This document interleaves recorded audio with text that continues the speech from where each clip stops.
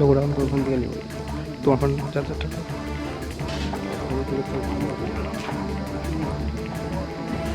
শীতকালীন পর্যটন মৌসুম শুরু হওয়ার সাথে সাথেই ডুয়ার্সে পর্যটকদের অসাধারণ ভিড়। দেশের বিভিন্ন প্রান্তের পাশাপাশি বিদেশি পর্যটকেরাও এখানে ভিড় জমাচ্ছেন। বিশেষ করে নতুন বছরের আগমনের প্রাক্কালে এই ভিড় আরও বেড়েছে, যা ডুয়ার্সের পর্যটনের মধ্যে এক আনন্দের সঞ্চার।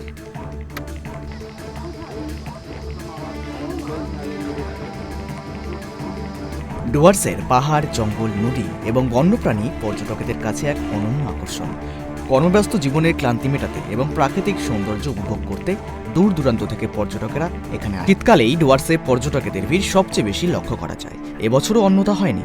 এবছর বড়দিনের আগে থেকেই ডুয়ার্সের বিভিন্ন পর্যটন কেন্দ্রে, জঙ্গল সাফারিতে এবং পর্যটন স্পটগুলোতে প্রচুর ভিড় লক্ষ্য করা গেছে।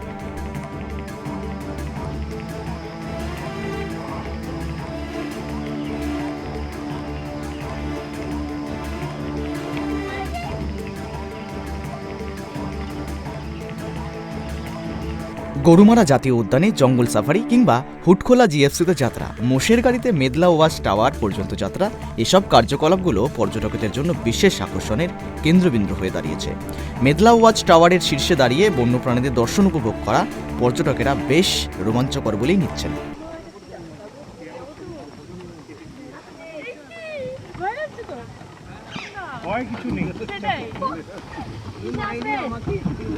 মানে এতটা ভালো লাগবে ভেবে আসিনি, কিন্তু ভীষণ ভালো লাগছে।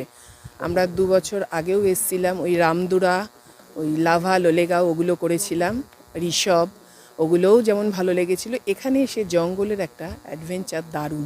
ডুয়ার্সে জলদাপাড়া ঘুরেছি, বক্সার, তারপরে চিল দিয়ে কিছু একটা নাম ছিল, চিলাপাতা, চিলাপাতা, ওই জায়গাটা ঘুরেছি। Yeah, this landscape is so majestic, beautiful, full of nature.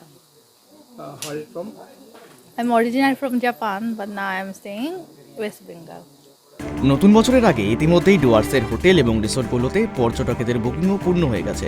ব্যবসায়ীরা আশা করছেন আগামী দিনগুলোতে পর্যটকদের সংখ্যা আরও বাড়বে এবং ডুয়ার্সের পর্যটন খাত আরও শক্তিশালী হতে চলেছে। এত রোমাঞ্চকর এবং অ্যাডভেঞ্চারাস ট্রিপের একটা অনুভূতি পেয়ে যেমন খুশি পর্যটকেরা, পাশাপাশি পর্যটকদের এত ভিড় হচ্ছে, এ কারণে কিন্তু পর্যটক ব্যবসায়ীরাও বেশ খুশি হচ্ছে। জলপাইগুড়ি থেকে শুভশ্রী সরকার রিপোর্ট, ট্রাইব টিভি বাংলা।